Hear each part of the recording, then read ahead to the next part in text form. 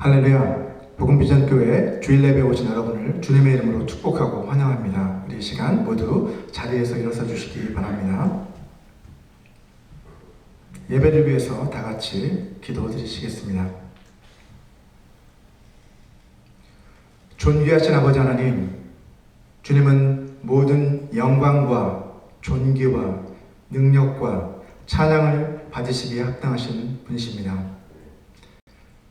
우리를 하나님의 자녀로 삼아주시고 우리와 동행하여 주시며 우리를 주님의 길로 늘 인도하여 주시니 감사합니다. 우리에게 필요한 모든 것을 늘 공급하여 주시며 우리를 통해 하나님의 그 나라를 이루어가게 하시니 또한 감사합니다. 이 시간 한국을 위해서 함께 기도합니다. 하나님, 한국에서는 많은 교회들과 또 성도들이 함께 모여 하나님의 창조의 질서와 또 하나님의 그 말씀이 변색되지 않도록, 타락하지 않도록 위해서 함께 기도하고 있습니다. 하나님께서 이 땅을 불쌍히 여겨주시고 하나님 앞에 회개하며 부르짖는 모든 성도들의 기도를 들어주시고 응답하여 주셔서 하나님의 창조의 질서가 유지될 수 있도록 하나님 축복하여 주시옵소서. 이 시간 주님을 예배하기 위해 주님 앞에 엎드린 주님의 자녀들에게 주님의 영광스러운 그 얼굴의 빛을 비추어 주시고 주님의 크신 은혜를 베풀어 주옵소서. 우리가 우리의 죄를 자백하면 주님께서는 미쁘시고 의로우셔서 우리의 모든 죄를 사해 주신다고 말씀하셨사오니 우리를 불쌍히 여기사 우리의 모든 죄와 허물을 사하여 주옵소서. 주님의 크신 은혜와 사랑을 체험하고도 여전히 주님의 말씀에 온전히 순종하지 못하는 저희의 완악함을 용서하여 주옵소서. 여전히 죄의 유혹에 걸려 쉽게 넘어지고 세상과 타협하며 살아가는 저희의 연약함을 불쌍히 여겨 주옵소서. 우리의 눈을 열어주셔서 하나님의 영광을 보게 하여 주옵소서. 우리의 귀를 열어주셔서 성령님의 음성을 듣게 하옵소서. 우리의 마음을 열어주셔서 진리의 말씀을 깨닫게 하옵소서. 우리의 환경을 열어주셔서 주님이 맡기신 복음 전파의 사명을 감당하게 하옵소서. 주님, 우리의 찬양 중에 좌정하여 주시고 우리의 예배 가운데 임재하여 주옵소서. 성경의 원저자이신 성령님께서 이 시간 선포되는 진리의 말씀을 깨우쳐 주옵소서. 우리의 마음을 다하고 뜻을 다하고 힘을 다하여 주님을 사랑합니다. 성령 안에서 또 진리 안에서 주님을 온 마음으로 예배합니다. 이 시간 주님의 말씀으로 우리를 정결케 해주셔서 우리 모두가 날마다 주님의 거룩하신 형상을 닮아가는 주님의 참 제자가 되게 하옵소서. 예수님의 이름으로 기도합니다. 아멘.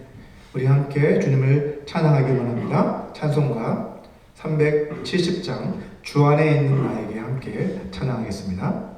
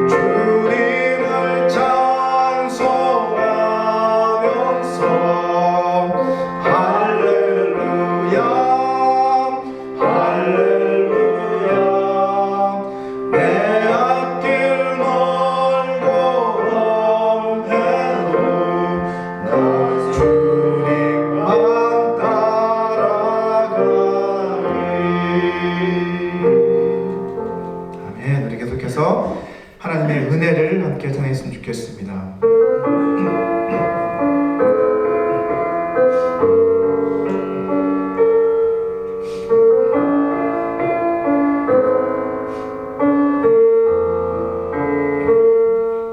내가 누려왔던 모든 것들이, 내가 지나왔던 모든 시간이, 내가 걸어왔던 모든 순간이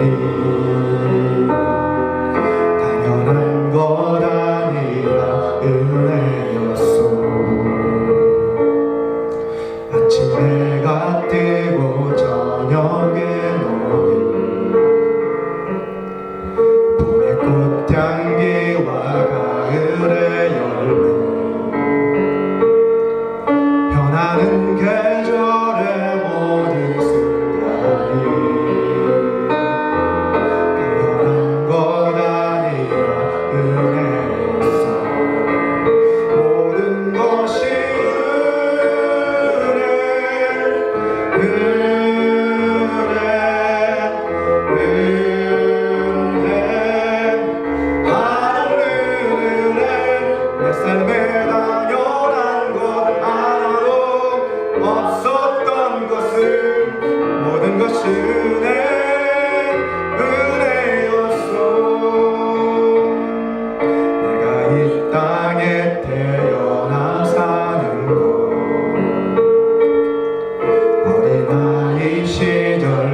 지금까지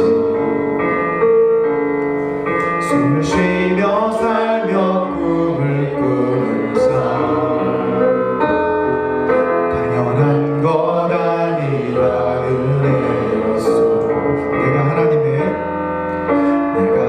하나님의 자녀로 살며 그를 찬양하고 예배하는 삶, 복음을 전할 수 있는 축복이 당연한 것 아니라 은혜였어. 모든 것이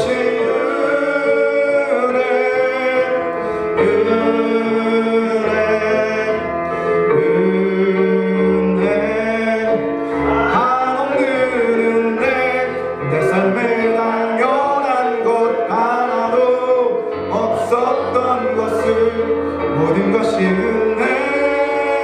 은혜였소. 모든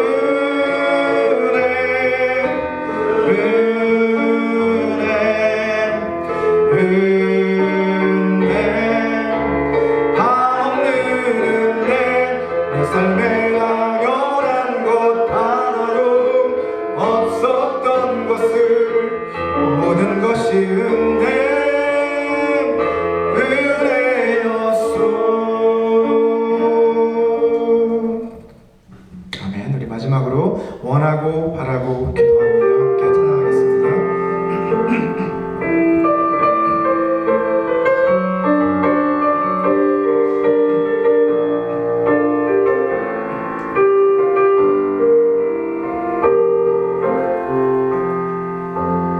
이 세상을 살아가는 동안에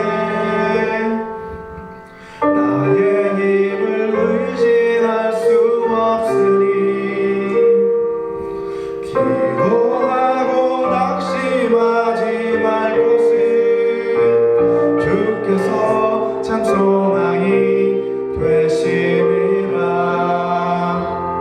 하나님의 꿈이 나의 비전이 되고 예수님의 성품이 나의 인격이 되고 성령님의 권능이 나의 능력이 되길 원하고 바라고 기도합니다. 주의 길을 걸어가는 동안에 세상의 것 의지할 수 없으니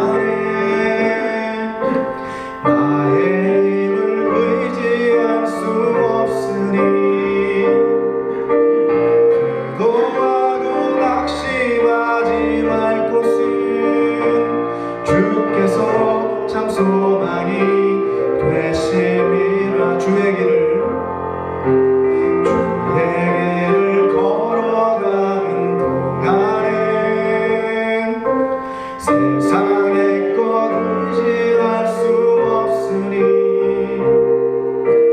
감사하고 낙심하지 말 것은 주께서 참 기쁨이 되심이라. 하나님의 꿈이 나의 비전이 되고 예수님의 성품이 나의 인격이 되고 성령님의 권능이 나의 능력이 되길 원하고 바라고 기도합니다.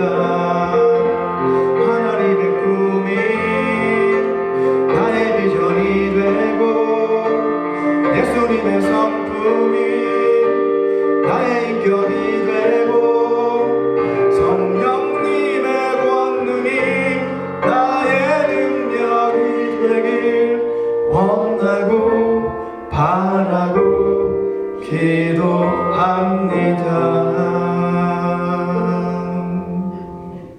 아멘. 하나님의 그 비전이 우리의 비전이 되기를 소망합니다. 우리 모두 자리에 앉으시겠습니다.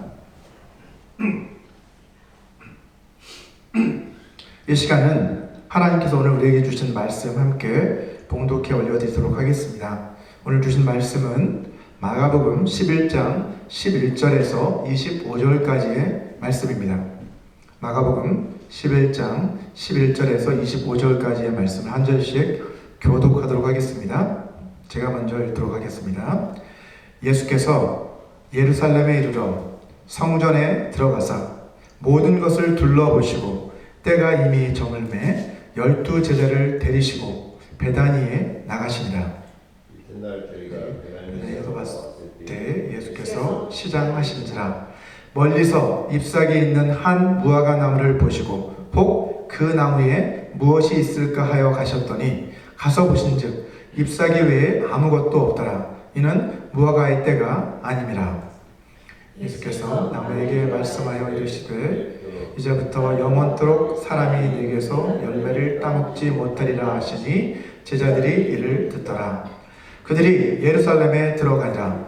예수께서 성전에 들어가사 성전 안에서 매매하는 자들을 내쫓으시며 돈 바꾸는 자들의 상과 비둘기 파는 자들의 의자를 둘러 엎으시며 아무나 물건을 가지고 성전 안으로 지나다니심을 허락하지 아니하시고 이에 가르쳐 이르시되 기록된 바 내 집은 만민이 기도하는 집이라 칭함을 받으리라고 하지 아니하였느냐. 너희는 강도의 소굴을 만들었도다 하시매 대제사장들과 서기관들이 듣고 예수를 어떻게 죽일까 하고 꾀하니 이는 무리가 다 그의 교훈을 놀랍게 여김으로 그를 두려워함일러라.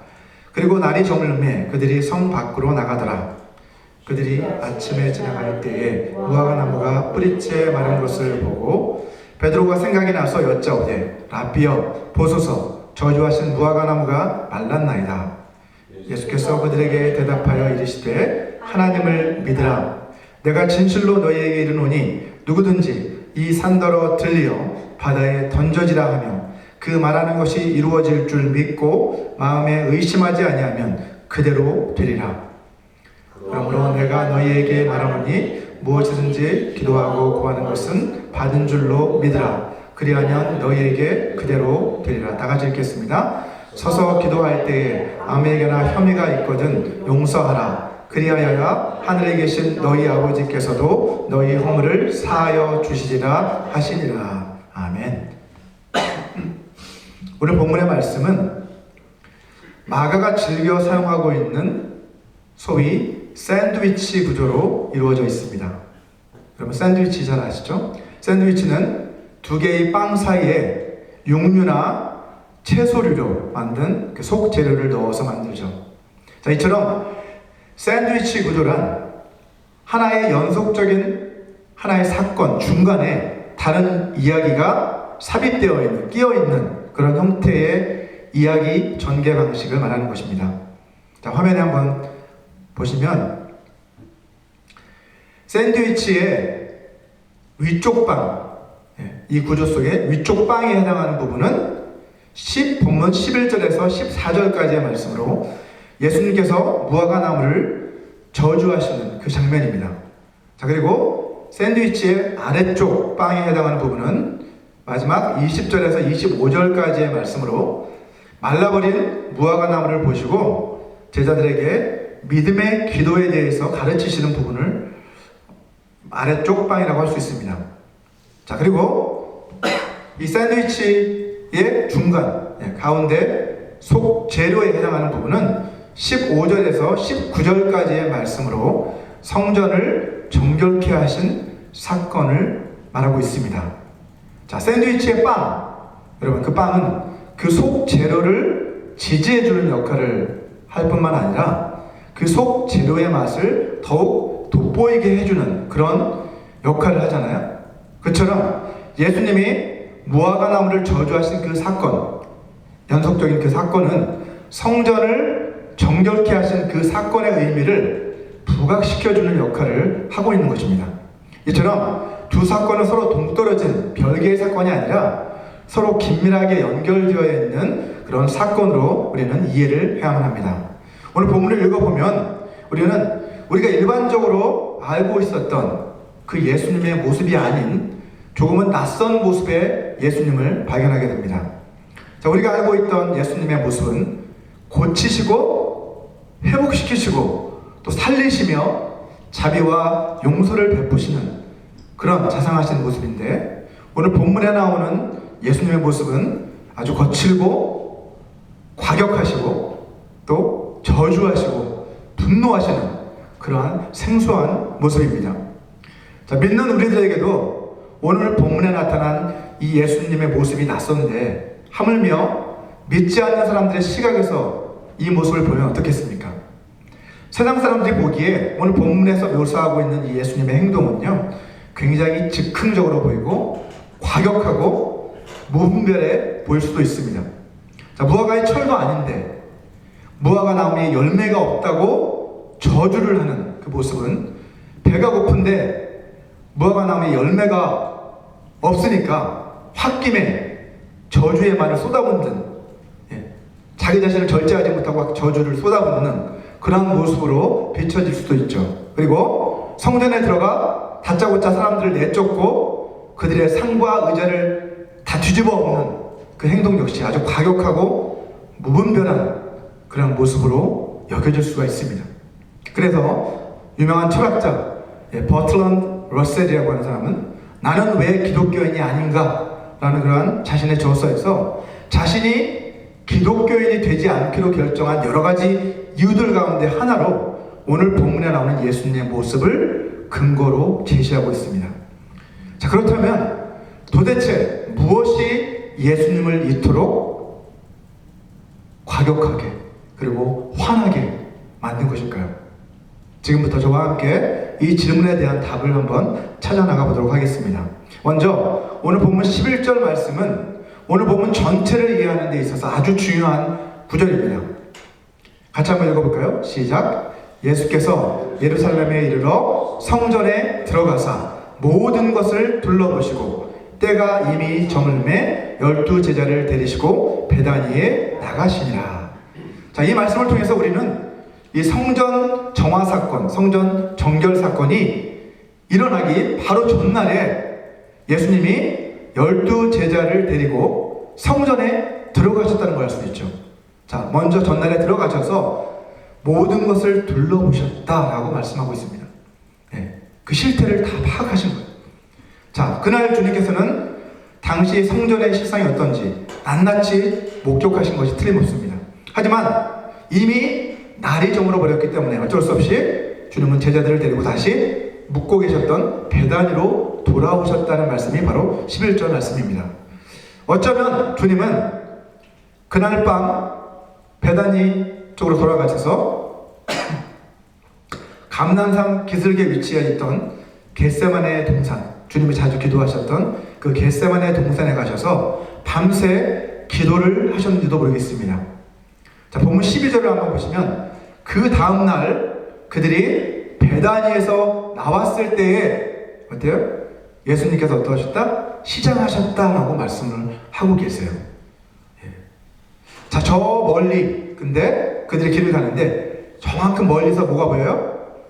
잎이 무성한 무화과 나무가 보이는 거예요. 본문 13절 말씀이죠. 자, 그래서 주님은 혹시 그 나무에 열매가 있을까 해서 가까이 가셔서 확인을 해보십니다. 하지만 주님의 기대와는 달리 그 나무에는 잎사귀만 무성할 뿐 아무 열매도 없었습니다. 자, 여기에서 13절 마지막 부분에 이는 무화과의 때가 아님이라 라는 표현이 나오죠. 자, 이 부분은 사실은 마가의 부연 설명, 카멘트입니다. 예, 부연 설명을 해주는 거예요. 이는 무화과의 때가 아님이라 라고 설명을 해주는 거죠. 사실 이 부분이 없다라고 한다면 예수님에 대한 사람들의 오해가 훨씬 덜했을 것 같지 않습니까? 예, 무화과의 때가 아닌데 막 이렇게 무화과 나무에게 저주를 하는 것과 무화과의 때인데 열매가 없으니까 저주하는 것과는 큰 차이잖아요. 그죠? 자, 그런데도 왜 마가는 굳이 이렇게 사람들이 더 오해할 수 있는데도 왜 굳이 이런 부연 설명을 여기에 덧붙이고 있는 걸까요? 저는 이것이 어떻게 보면 성경이 조작되지 않았다는 하나의 증거라고 생각을 합니다.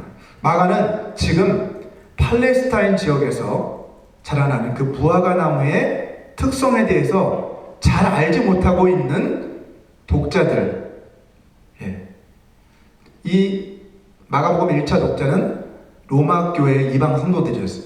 자, 그들은 잘 몰랐겠죠. 이 팔레스타인 지역의 무화과 나무가 어떤 특성을 가지고 잘 몰랐기 때문에 그들을 위해서, 그리고 우리들을 위해서 이해를 돕고자 지금 이 설명을 하고 있는 거예요. 자, 다음 절인 본문 14절을 한번 보시면 예수님은 무화과 나무를 향해서 이런 말씀을 하시죠. 이제부터 영원토록 내게서 열매를 따먹을 사람이 없을 것이다 라고 이렇게 선언을 하십니다. 자, 여기서 우리는 한 가지 의문을 가질 수밖에 없습니다.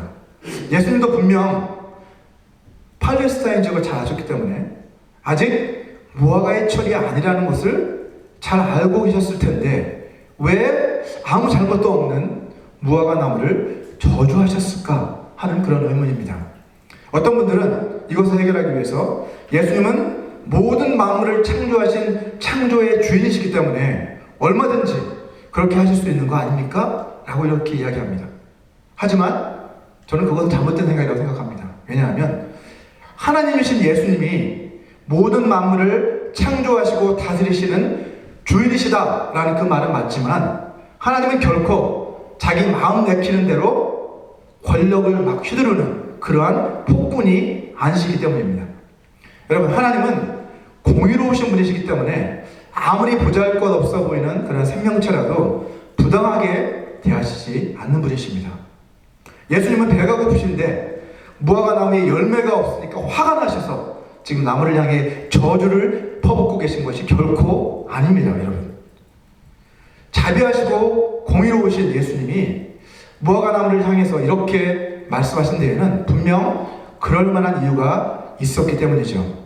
우리는 그 이유가 무엇인지를 찾아야만 합니다. 여러분, 팔레스타인 지역의 본격적인 무화과의 철은요 6월, 우리 달력으로 6월에서 7월경입니다. 자, 하지만 봄철인 3, 4월에 열리는 무화과도 있습니다. 근데 이것을 이른 무화과, early fig라고 이렇게 부르는데 한편 철이 지난 6, 7월이 훨씬 지난 8, 9월에도 늦게 열리는 무화과도 있는데 이것을 늦은 무화과, late fig 이렇게 그렇게 부릅니다. 자, 여러 가지 종류가 있는 거죠. 이른 무화과도 있고 제철에 나는 무화과도 있고 늦게 나는 무화과도 있고 그래서 거의 1년 내내 무화과를 먹을 수 있는 지역이 팔레스타인 지역이라는 거죠. 오늘 본문이 일어난 시기는 언제입니까? 자, 6월절을 며칠 앞둔 그때였잖아요. 그죠? 이제 예수님이 6월절 어린 양으로 돌아가시기 며칠 전. 자, 우리가 사용하는 달력으로는 4월 중순 정도에 해당합니다. 따라서 오늘 본문에서 주님이 기대하셨던 그 무화과의 열매는 어떤 열매였을까요? 봄철에 일찍 열리는 이른 무화과 열매였다는 것을 알 수 있겠죠. 자, 우리가 또 한 가지 우리 오늘 본문에서 놓치지 말아야 할 것이 있습니다.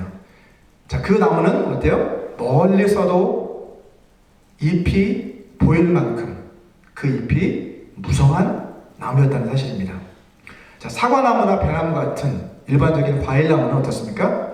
잎사귀가 나오고 나서 거기에 열매가 맺힙니다. 그게 일반적인 거예요. 하지만 이와는 달리 무화과나무는요, 열매가 먼저 맺히고 나서 나중에 잎사귀가 나는 그런 독특한 특성을 가지고 있다고 합니다. 저도 몰랐습니다. 근데 정말 그렇다고 합니다.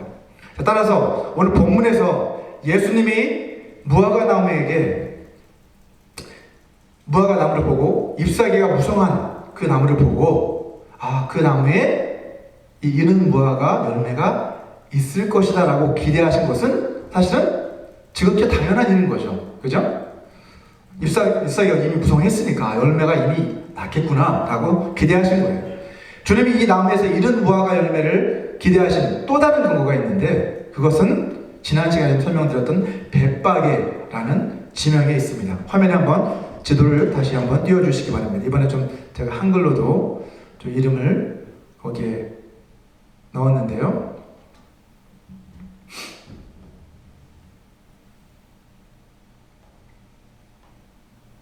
자, 잘 보이실지 모르겠는데 보이시나요? 좀 작아서 안 보이실 수 있는데, 자, 아마도 이 무화과 나무가 어디에 있었을까 생각을 해봤는데 저는 벳바게라는 그 동네에 있었던 것 같습니다. 왜냐하면 본문 12절을 보시면 그들이 베다니에서 이미 나왔을 때라고 말하고 있기 때문이죠. 베다니를 이미 벗어난 거예요. 그럼 어디예요? 벳바게라는 지역이죠. 자, 지도를 보시면 베다니에서 출발해서 성전으로 가는 길에 거쳐가는 곳이 바로 이 벳바게라는 동네였습니다. 자, 그런데 지난 시간에 제가 말씀드렸던 것처럼 이 벳바게라는 지명은 어떤 뜻이에요? 이른 무화과의 집, 이런 뜻이에요. 베트가 집이라는 뜻이고 파게라는 게 이른 무화과를 뜻하는 단어입니다. 자, 이른 무화과의 집. 자, 이 이름에서 우리가 짐작할 수 있는 게 뭐예요? 그러면 벳바게라는 동네에는 이른 무화과 열매를 맺는 무화과 나무들이 많았겠구나 라는 짐작을 할 수 있겠죠. 자, 예수님이 그 시기상으로도 이른 무화과 열매를 기대하셨던 것과 마찬가지로 이제 그 지역적으로도 이 벳바게라는 동네를 지나는데 그 무화과 나무가 무성한 것을 보고, 잎이 무성한 걸 보고 이 무화과 나무에서도 이른 무화과가 있겠구나라고 기대하신 또 다른 이유가 저는 이것이라고 생각합니다. 벳바게라는 동네를 지나시니까 여기는 이른 무화과 열매를 맺은 나무들이 많았으니까 그렇겠죠. 자, 무화과 열매도 맺지 않은 그 상태에서 잎만 무성해 있는 그 무화과 나무는 사람들의 입장에서 어떤 거예요? 아주 쓸모가 없는 나무였습니다. 자, 주님이 이 나무를 향해서 이제부터 영원토록 내게서 열매를 따먹을 사람이 없을 것이다 라고 그렇게 말씀하신 이유가 바로 이 때문입니다. 쓸모없는 나무라는 것이죠. 자, 본문 21절을 보시면 베드로는 주님께서 그 무화과 나무를 저주하셨다라고 그렇게 표현을 하고 있습니다. 자, 그런데 우리가 여기서 오해하지 말아야 할 것은 주님이 그 무화과 나무를 향해서 저주의 말을 하셨기 때문에 그 무화과 나무가 말라버린 것이 아니라는 것이에요. 자칫 생각하면 저주의 말을 했기 때문에 그 말에 어떤 현황이 있어서 나무가 확 말라버린 것처럼 이렇게 오해를 할 수도 있다는 거죠.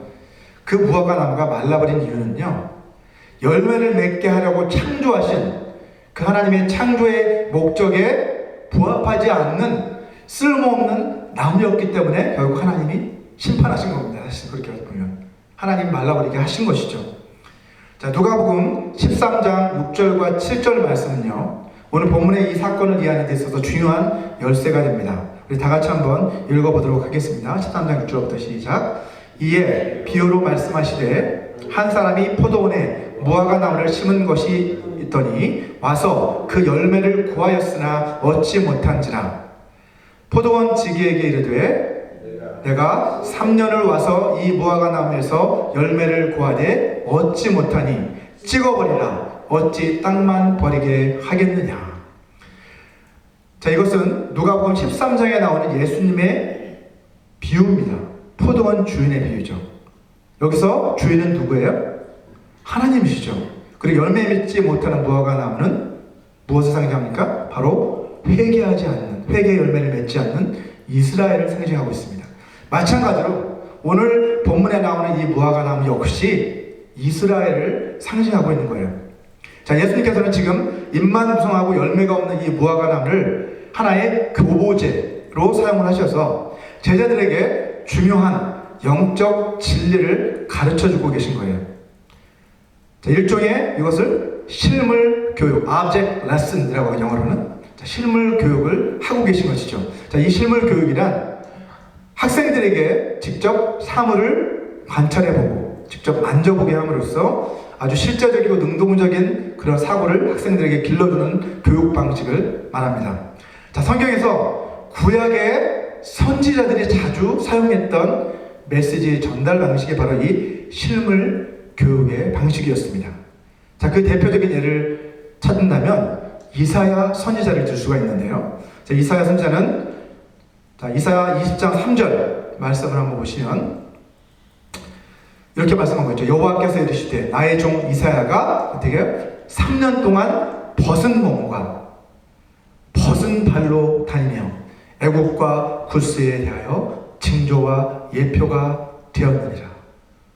예. 요즘 같으면 잡혀갈 일이잖아요. 그죠?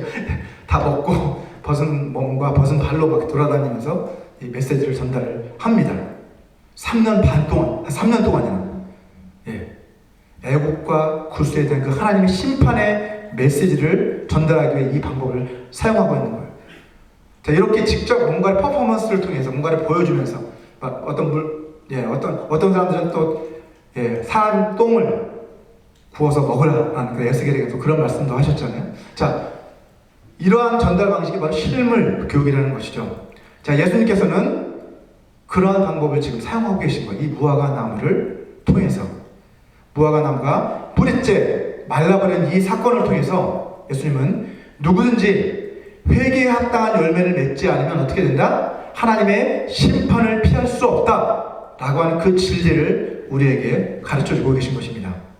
자, 오늘 본문 15절부터 19절까지에 기록되어 있는 성전 정화 사건은 이스라엘이 영적으로 얼마나 타락해 있었는지를 우리에게 잘 보여주는 사건입니다. 자, 본문 15절을 한번 보시면 예수님은 성전에 들어가셔서 성전 안에서 장사하고 있는 자들을 다 내쫓으시고 돈 바꾸는 자들의 상 그리고 비둘기 파는 자들의 의자를 다 둘러 엎으셨습니다. 여러분, 당시 먼 곳에 흩어져 살았던 디아스포라 유대인들이 있었잖아요. 자, 그들은 절기 때가 되면 하나님께 제사를 드리기 위해서 어떻게 해요? 그 먼 곳으로부터 그 성전까지, 예루살렘 성전까지 찾아왔습니다. 자, 먼 지역에서 오는 사람들에게 있어서 가장 큰 문제는 뭐였을까요? 하나님께 바칠 그 재물, 그 짐승을 데려온다는 것이 현실적으로는 사실 힘들다는 것이었겠죠. 그죠? 그 먼 지역에서 그 짐승들을 다 데리고 오려면 얼마나 힘들겠습니까? 오다가 죽는 것들도 있을 수 있고, 상하는 것들도 있을 수 있고. 자, 그래서 어떤 게 생겨난 거예요? 장사꾼들에게 이방인의 뜰, 그 뜰에서 그들이 제물로 바칠 그 짐승을 팔도록 허용을 해준 거예요. 그리고 머니 체인저들, 돈 바꾸는 자들에게 이제 그들은 딴 나라에서 오면은 딴 나라 동전을 가지고 올 거 아니에요. 그죠? 그 외국의 동전을 이제 성전에서 사용하는 성전의 동전이 따로 있었습니다. 그래서 성전의 동전으로 바꿔주도록 환율을 통해서 이렇게 바꿔주는 그러한 일들을 허용을 하게 됩니다. 상식적으로 보면 이러한 허용을 해준 것은 합당한 조치로 보여지잖아요. 그죠? 자, 그런데 당시 제사장들은 이렇게 상인들과 환전상들에게 이방인의 뜰에서 그들이 장사를 할 수 있도록 허용해주는 조건으로 뒤로 어떻게 해요? 막대한 이득을 몰래 챙겼다는 것이죠. 자, 이 때문에 장사꾼들은 어떻게 합니까, 여러분? 손해를 안 보죠. 장사꾼들 손해 안 보죠. 그죠? 그래서 제사장들에게 상납한 그 금액을 내기 위해서 어떻게 하는 겁니까? 짐승들을 파는데 어떻게 해요? 비싼 가격으로 더 비싼 가격에 얹혀서 파는 거죠. 자기들이 손해본 만큼 더 비싸게 파는 겁니다. 그리고 돈 바꾸는 사람들 역시 그 돈을 메꾸기 위해서 더 환율을 조작해서 더 부당한 이득을 챙기는 것이죠. 결국 손해를 보는 것은 그렇게 예배를 드리기 위해 찾아온 그 순례자들밖에 없습니다. 자, 본문 17절을 보시면 예수님은 이렇게 말씀하시잖아요. 내 집은 만민이 기도하는 집이라 칭함을 받을 것이다 라는 그 말씀을 하시면서 이사야 말씀의 예언 말씀인데, 이사야 예언의 말씀인데, 이사야서의 말씀인데요. 그 말씀 인용하시면서 그런데 너희들은 이 만민이 기도하는 집이 되어야 할 이 성전을 어떻게 만들었다? 기도의 집이 아닌 강도의 소굴로 만들어버렸다 라고 그들을 호되게 책망을 하고 계십니다. 자, 기도의 집이 되어야 할 성전이 강도의 소굴로 변해버린 것을 보고 예수님은 화가 나신 거예요. 예수님이 분노하신 이유가 바로 이것입니다. 자, 성전에 사실은 그런 의미에서 장사꾼들과 돈 바꾸는 자들, 이 사람들 때문에도 물론 화는 나셨겠지만 이 사람들보다 더 화난 게 뭐예요? 그렇죠. 제사장들이 자기들의 이득을 챙기는, 부를 축적하는 도구로 이렇게 성전을 강도의 속을, 강도는 사실은 제사장들이잖아요. 그렇게 만들어 보이는 것에 대해서 주님은 화가 나신 거예요. 성전의 이방인의 뜰을 만든 것은 사실은 이방인들도 그곳까지 와서 하나님 앞에 기도하고 하나님 앞에 경배하도록 하기 위함인데 그것이 목적이잖아요. 그죠? 근데 타락한 제사장들은 어떻게 한 거예요? 그곳을 부당한 거래를 통해서 자신들의 이득을 챙기는 그러한 강도의 소굴로 만들어버린 겁니다. 자, 이어서 본문 20절을 한번 보시면 그 다음 날이 돼서 아침에 그들이 다시 길을 가는데 주님이 저주하셨던 그 무화과 나무가 뿌리째 말라버린 것을 보게 됩니다. 자, 제가 서두에서 말씀드렸던 것처럼 오늘 본문은 샌드위치 구조로 되어 있다라고 말씀드렸잖아요. 자, 그런데 이 무화과 나무가 말라버린 그 사건, 그 사건은 제가 빵에 해당한다고 말씀드렸죠. 그리고 성전을 정결케 하신 그 사건은 이 샌드위치의 그 속, 재료에 해당한다고 말씀드렸습니다. 따라서 두 사건은 서로 긴밀하게 연결되어 있다고 했는데 어떻게 연결되어 있습니까? 그 공통 분모가 뭘까요? 무화과 나무를 저주하시고 제자들에게 가르치신 그 사건과 성전을 정결케 하신 그 사건의 공통 분모는 뭘까요? 바로 기도에 있습니다. 내 집은 만민의 기도하는 집이라 일컬음을 받을 것이라고 했는데 어찌 너희는 강도의 소굴로 만들어버렸느냐? 라고 이렇게 책망하시는데 무화과 나무를 통해서 주님의 교훈하시는 내용이 뭐예요? 믿음의 기도에 대해서 지금 가르쳐주고 계십니다. 이런 공통 분모가 있는 것을 우리는 발견할 수가 있습니다. 하나님이 무화과 나무를 창조하신 목적은 열매를 맺게 하시기 위함이잖아요. 그런데 그 나무는 열매는 맺지 않고 잎만 무성했어요.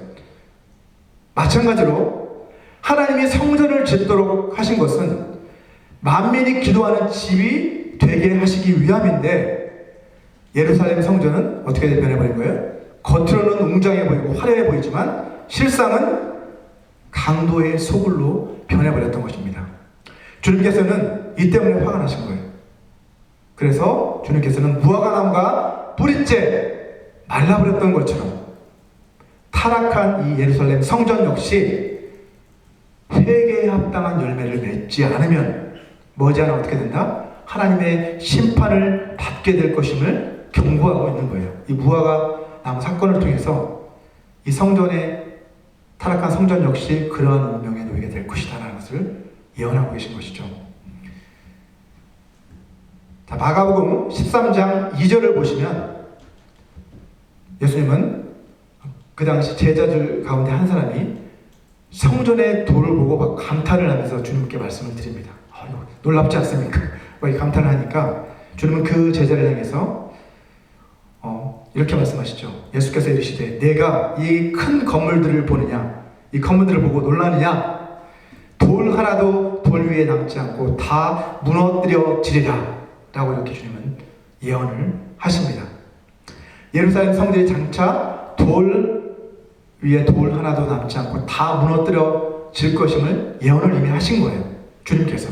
자, 그리고 주님이 예언하신 그대로 주후 70년, AD 70년에 예루살렘 성전은 로마 군에 의해서 완전히 파괴돼서 무너져 내리고 말았습니다. 주님의 예언의 그 말씀대로 성취가 된 것이죠. 자, 무화과 나무가 말라버린 그 사건이나 타락한 그 예루살렘 성전이 로마 군에 의해서 완전히 무너져 내린 그 사건은 모두 회개의 열매를 맺지 못하는 이스라엘에 대한 하나님의 경고의 메시지라고 할 수 있습니다. 물론 더 나아가서 이 말씀은 이스라엘뿐만 아니라 오늘날의 우리 그리스도인들 그리고 교회를 향한 경고의 말씀이기도 합니다. 자, 오늘 본문 22절부터 25절까지는 믿음의 기도에 대한 예수님의 가르침을 기록을 하고 있습니다. 자, 이 중에서 가장 핵심은 사실은 첫 번째 절인 22절 말씀입니다. 우리 같이 한번 읽어볼까요? 시작. 예수께서 그들에게 대답하여 이르시되 하나님을 믿으라 라고 이렇게 말씀을 하시고 나서 믿음의 기도에 대해서 가르치십니다. 자, 하나님을 믿으라. 무화과 나무가 말라버린 것을 보시고 예수님은 왜 갑자기 제자들을 향해서 하나님을 믿으라 라고 이렇게 말씀하고 계신 걸까요? 여러분, 성경을 읽으면 자꾸 이 질문을 하셔야 됩니다. 왜 그런 걸까? 라는 질문을 하시기 바랍니다. 이 부분을 헬라어 성경으로 보면 하나님을 믿으라라고 되어 있는데, 번역하고 있는데, 헬라어 성경으로 보면 하나님의 믿음을 가져라 라고 이렇게 되어 있어요. 자, 하나님의 믿음 뭐예요? 속격으로 되어 있다는 거죠. 속격이 뭡니까? 속해 있다는 거잖아요. 그죠? 하나님의 믿음, 결국은 하나님께 속한 믿음을 가져라 라는 이런 뜻이에요. 내 안에서 나온 믿음이 아니라, 자기 확신이 아니라 하나님께 속한 믿음, 곧 하나님이 주시는 믿음, 하나님을 신뢰하는 믿음을 너희가 가져라 라고 이렇게 먼저 선언하신 거예요. 자, 이어지는 23절에서 말씀하고 있는 믿음 역시 우리는 이러한 맥락에서 이해를 해야 된다는 것이죠. 자, 예수님은 제자들에게 이런 말씀하시죠. 누구든지 이 산더러 들려 바다에 던져지라 하며 그 말하는 것이 이루어질 줄 믿고 마음에 의심하지 아니하면 그대로 되리라 라고 이렇게 말씀을 하십니다. 전에 어떤 분이 이 말씀을 보고 믿음으로 기도를 했더니 실제로 산이 바다로 옮겨지는 그런 응답을 받았다라고 그렇게 간증하신 것을 제가 직접 들은 적이 있습니다. 자, 그분이 자신의 소유주였긴 했지만 아주 쓸모없어 보이는 그러한 산을 놓고 기도를 했는데 어느 날 정부에서 그 산을 사들인 거예요, 자신에게. 얼마나 행운입니까? 그래서 기도를 했는데 사들였어요, 정말. 왜 그랬느냐? 그 산의 흙을 전부 다 파내서, 이제 바닷가 근처에 산이었는데 그 산의 흙을 다 전부 파내서 어떻게 해요? 그 산의 흙을 가져다가 바다를 메꾸어서 간척지를 만들기 위해서 정부가 그 사업을 진행했던 것이죠. 예.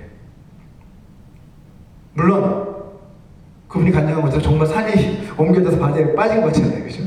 바다에 흙을 다 메꿨으니까. 예, 놀라운 간증이긴 하지만 사실은 오늘 본문에서 말씀하고 있는 것처럼 산이 들려서 바다에 빠지는 그러한 응답은 아니잖아요, 사실은. 그죠? 자, 여기서 우리가 이 본문에서 이 산으로 번역하고 있는 이 부분, 이 산, 그냥 산더러가 아니라 이 산더러라고 이렇게 번역이 되어 있잖아요.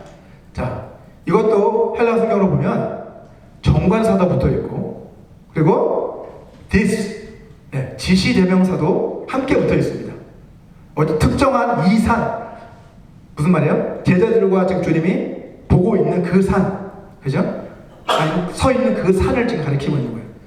그리고 바다라는 그 표현 역시 헬라어 성경으로 보면 정관사가 붙어 있어요. 그 말은 뭐예요? 아무 바다가 아니라 그냥 일반적인 바다가 아니라 어느 특정한 바다를 가리키고 있다는 거예요. 그래서 이 산은 뭐예요? 결국 제자들과 주님이 어디에 서 있어요? 감람산에 서 있어요. 지금 감람산 벳박에, 베다니와 벳박에 있다고 그러잖아요. 감람산을 가리키는 거예요, 사실. 이 감람산이, 그리고 그 바다는 뭘까요? 그 감람산에서 이렇게 보면 멀리 화창한 하늘에 보이는 바다는 사해바다라고 합니다. 그러니까 예수님은 직접 보면서 이 산이 저 바다에 빠치우려 하여도 그리 될 것이다, 이렇게 지금 이야기를 하고 계신 거예요. 좀 더 실감이 나잖아요, 그죠? 자, 그냥 일반적으로 그냥 산이 들려서 바다에 던져지라 해도 그리 될 것이다, 이렇게 말씀하셔도 되는데 왜 굳이 예수님은 이 특정한 산과 저 바다를 가리키면서 그렇게 말씀하고 계신 걸까요? 아마도 주님께서는 스가랴서 4장 7절 말씀을 염두에 두고 계셨던 것 같습니다. 우리 스가랴 4장 7절 말씀을 같이 한번 읽어보도록 하겠습니다. 시작. 큰 산아 내가 무엇이냐, 내가 수르바벨 앞에서 평지가 되리라. 그가 머릿돌을 내놓을 때에 무리가 외치기를 은총이 그에게 있을지어다 하리라 하셨고. 자, 이 말씀은 이 수르바벨이 성전 재건을 하는 사람이었는데 그가 성전 재건을 완성하게 될 것이다 라고 하는 그런 예언의 말씀이라고 할 수 있습니다.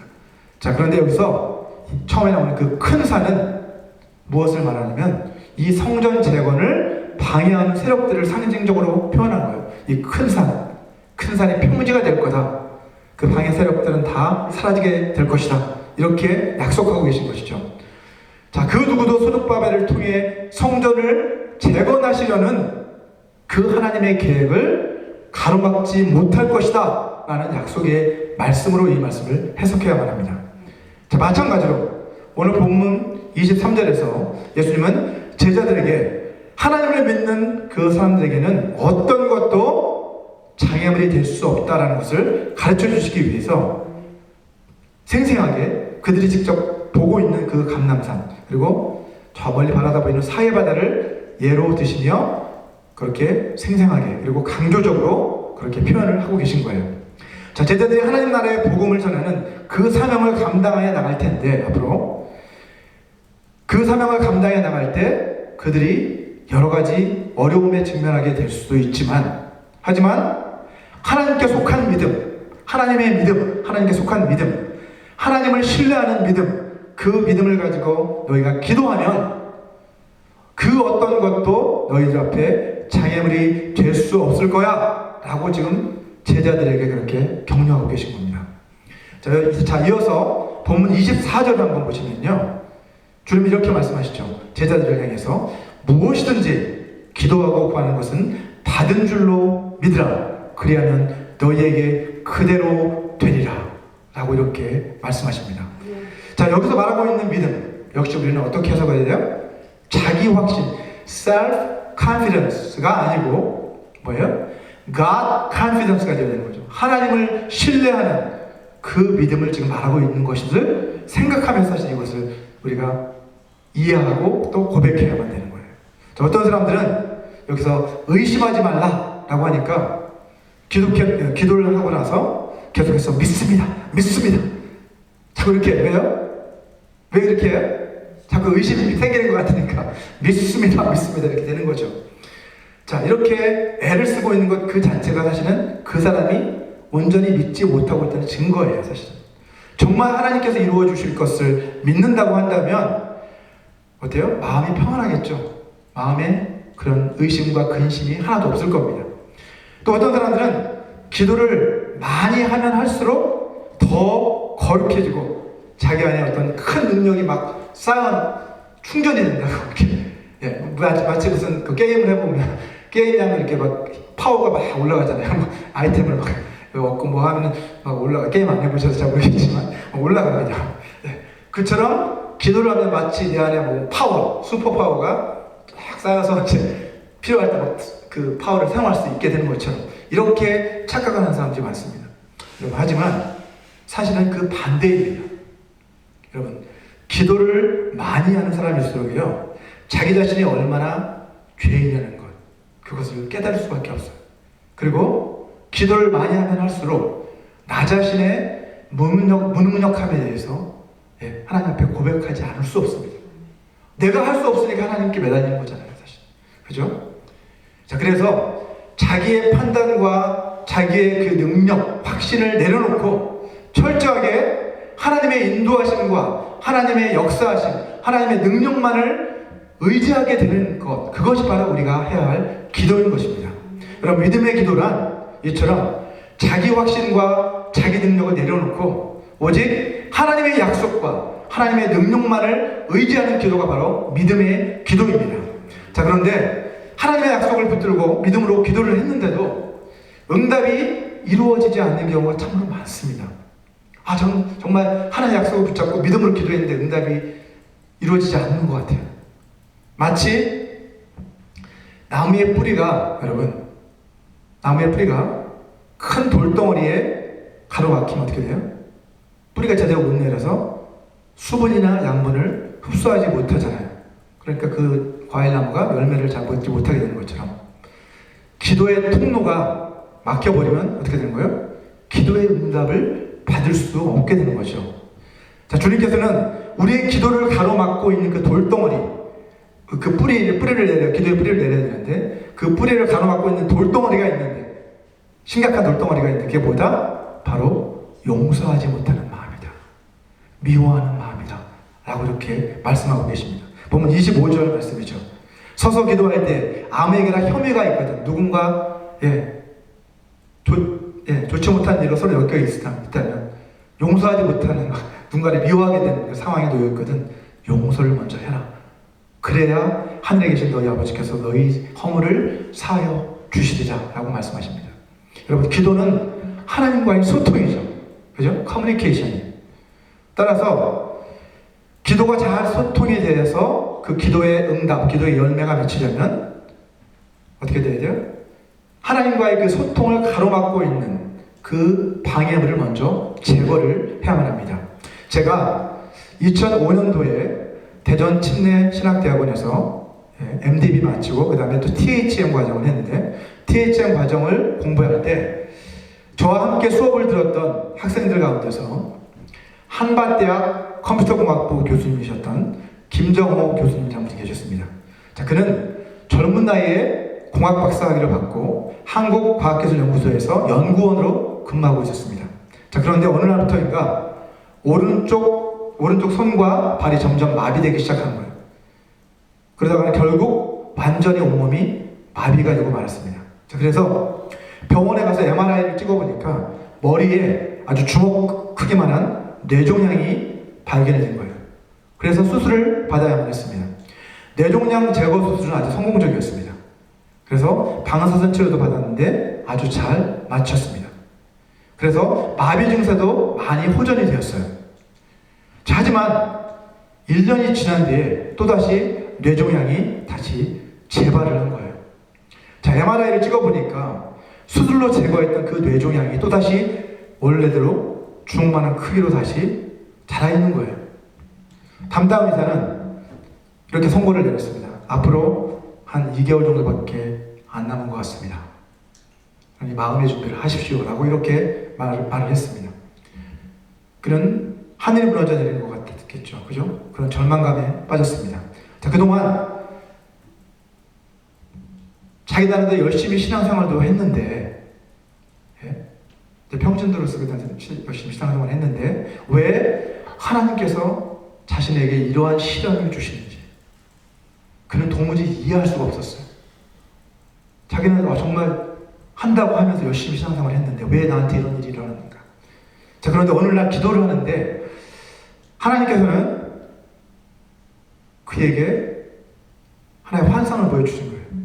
환상이었는지 아니면 뭐였는지 모르겠지만 그동안 그에게 상처를 주었던 그 사람들의 모습, 그를 외면했던 그 사람들의 모습, 그에게 서운하게 대했던 그 사람들, 그리고 그를 분노하게 만들었던 그 사람들의 얼굴이 그 앞에 막 하나씩 막 스쳐가기 시작하면서 막 지나가기 시작하면서 기도하는데 하나님께서 그들을 용서하거라 라고 이렇게 말씀하시는 거예요.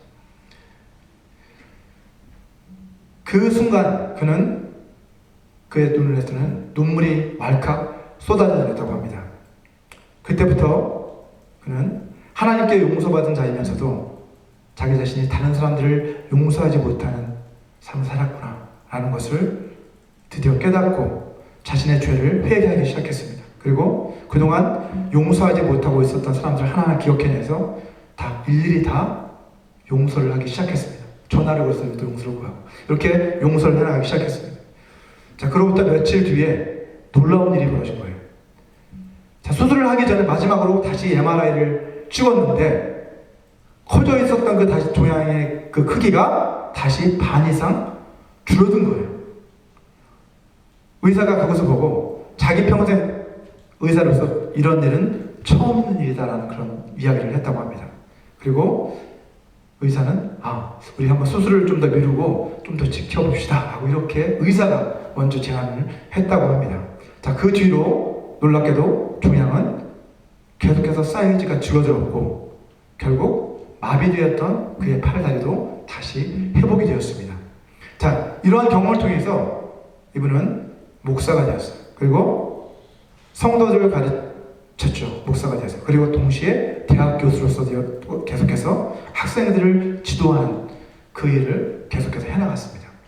이처럼 여러분, 용서하지 못하는 그 마음, 미워하는 그 마음을 우리가 하나님 앞에 고백하고 내려놓고 진심으로 회개하고 그 사람들을 용서하기 시작할 때 뭐가 되는 거예요? 기도의 소통이 진짜 이루어지기 시작하는 거예요. 그래서 기도의 소통이 이루어지면 그 다음에는 그 기도의 열매, 기도의 응답이 이루어지기 시작하는 것이죠. 자신이 하나님께 은혜의 빚을 진 사람이다 라는 것을 우리가 깨닫는다면 다른 사람들을 용서하지 않을 수 없잖아요. 그렇죠? 주님이 가르쳐 주신 기도에도 우리가 우리에게 죄 지은 자를 사하여 준 것 같이 우리의 죄를 사하여 주옵시고 라는 그 기도를 하라고 주님 말씀하시잖아요.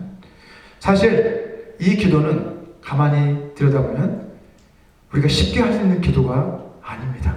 우리가 우리에게 죄 지은 자를 사하여 준 것 같이 사해 주었으니 우리의 죄도 사해 주십시오. 이렇게 기도를 해야 되는데 아까 우리가 살펴본 것처럼 우리가 남을 용서하는 게 쉽습니까? 예. 가장 어려운 것이 용서하는 것 같습니다. 자, 어떤 사람들은 여전히 누군가를 용서하지 않았으면서도 습관적으로 이 주님이 가르쳐준 기도를 하고 있는 그런 사람들도 있어요. 이 기도를 우리가 우리에게 죄 지은 자를 사해 준 것이 그냥 입에서 저절로 흘러나오는 거죠. 정말 고백이 아니라 내가 정말 나에게 못된 짓을 하고 나를 험담하고 나를 미워하는 그 사람을 내가 정말 용서했는가 하고 그렇게 하나님 앞에 회개하고 용서한 뒤에 이 기도를 해야 되는데 그게 아니라 습관적으로 기도하는 것이죠. 사실 여러분 누군가를 용서하는 것 특히나 우리와 원수지간에 우리를 못살게 하는 우리에게 죄 지은 그 사람을 용서한다는 것은 사실 결코 쉬운 일이 아니죠. 하지만 우리가 그렇게 할 수도 있는 이유가 있습니다. 우리는 할 수 없어요. 그죠? 하지만 하나님은 하실 수 있잖아요. 그죠?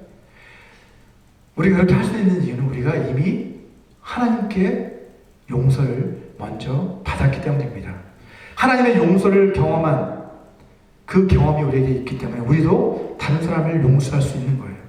야고보서 2장 13절 말씀을 한번 보시면 야고보는 이렇게 말합니다. 긍휼을 행하지 아니하는 자에게는 긍휼 없는 심판이 있으리라.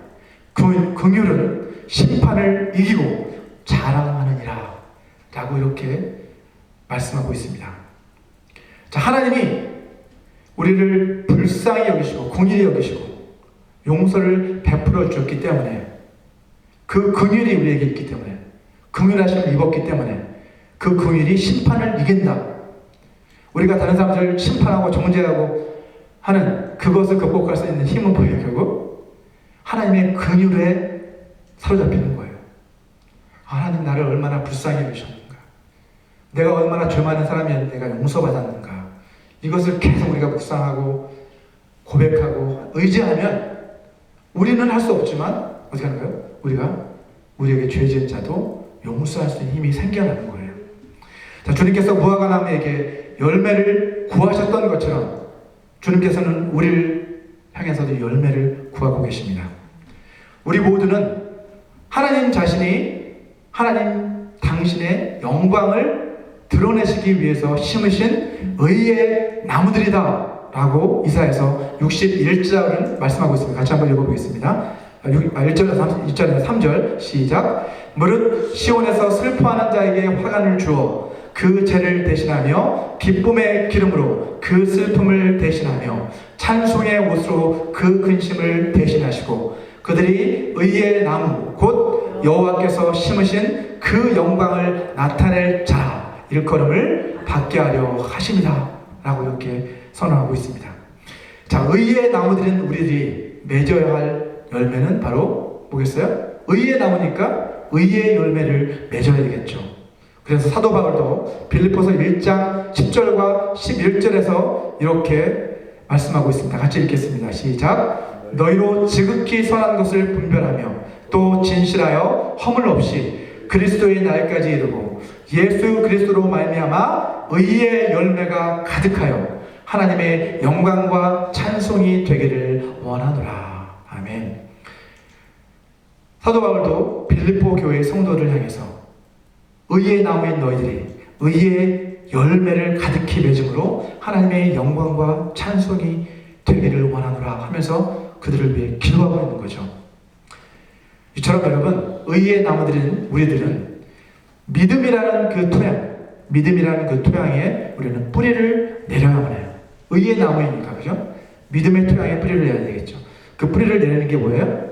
기도라고 말씀드렸습니다.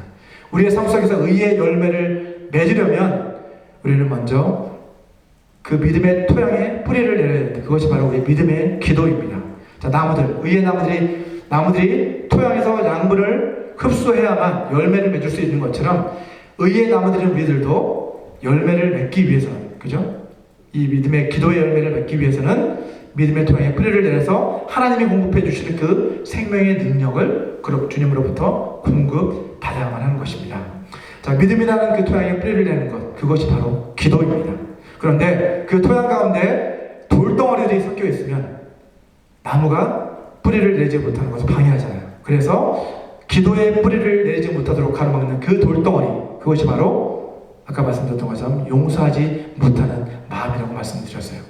우리가 기도를 하는데 그 기도가 막히지 않게 하려면 먼저 우리 기도를 방해하는 그 가장 큰 장애물인 용서하지 못하는 마음, 미워하는 그 마음을 우리는 먼저 제거해 버려야만 합니다. 자, 그렇게 하려면 어떻게 해야 됩니까? 주님이 우리를 용서하신 것처럼 그 은혜를 우리가 깨닫고 우리도 다른 사람들을 용서해 주기로 결단을 해야만 하는 것입니다. 그래야 우리 가운데 의의 열매가 맺히게 되는 거예요. 저와 여러분들 모두가 주님의 은혜를 깊이 깨닫고 다른 사람들을 용서하며 하나님을 신뢰하는 믿음의 기도를 통해서 날마다 의의 열매를 풍성히 맺어가는 그런 삶을 살아가게 되시기를 주님의 이름으로 축원합니다. 우리 시간 오늘 주신 이 말씀을 생각하시면서 다 같이 함께 통성으로 기도하는 시간을 갖기 원합니다. 음악을 좀 틀어주시고요.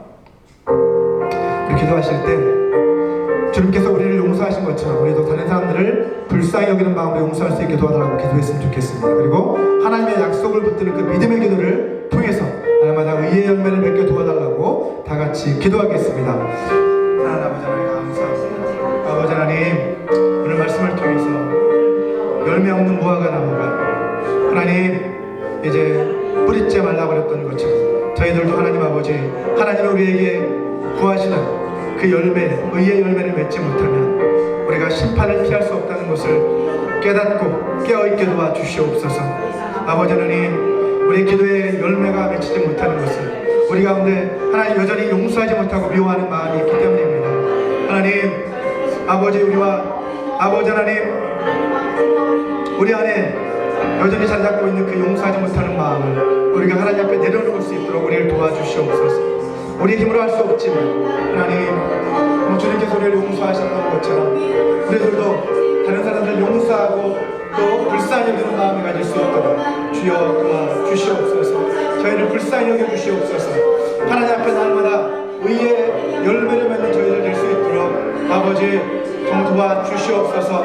하나님께서 공급해 주시는 그 능력을 아버지 하나님 공급받기 원합니다. 하나님 앞에 무릎 꿇고 기도하는 깨어있는 저희들 될 수 있도록 주여 도와주시옵소서. 그래서 삶의 열매들, 믿음의 열매, 의의 열매를 계속해서 맺어가는 삶을 살게 도와주시옵소서. 회개의 열매를 맺게 도와주시옵소서. 하나님 아버지, 저희 교회가 하나님 아버지 정말 하나님께서 아버지 우리에게 맡겨주신 복음의 사명을 감당하는 교회로 아버지 세워져 나갈 수 있도록 아버지 저희들 한 사람 한 사람을 통해서 아버지 복음이 증거될 수 있도록 도와주옵소서. 우리의 삶을 통해서 하나님의 영광이 드러나는 그런 아버지 역사가 일어나게 하여 주시옵소서. 감사합니다. 예수여 도와주시옵소서.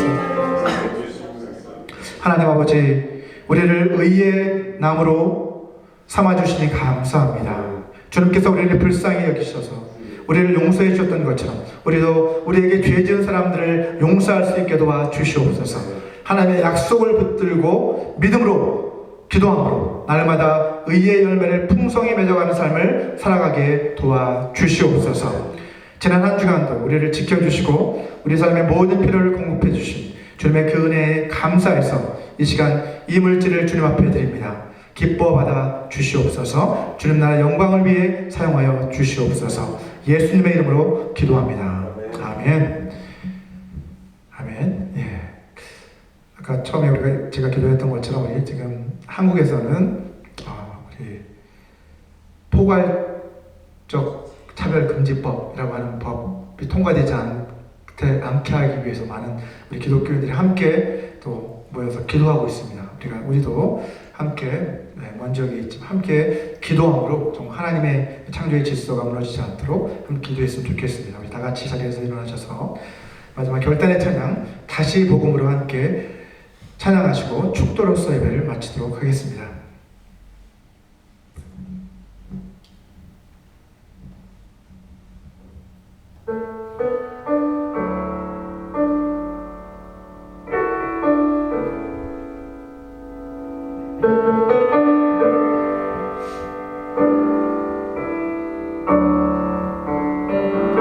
하나님 독생자 예수 그리스도 그분만이 오직 길과 진리 생명이라 세상 다 변하고 사람들 변해도 나에겐 복음 십자가뿐이라 하나님 독생자 예수 그리스도 그분만이 나의 길과 진리 생명이라 세상이 비웃고 사람들 떠나도 나에겐 복음 십자가뿐이라 다시 복음으로 다시 십자가로 다시 하나님께로 나아갑니다. 오직 복음만이 오직 십자가만이 오직 하나님만이 나의 전부입니다. 다시 복음으로 다시 십자가로 다시 하나님께로 나아갑니다.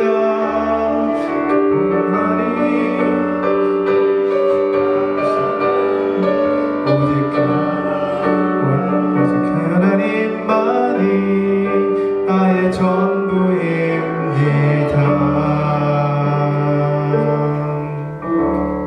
아멘. 우리 같이 기도드리시겠습니다.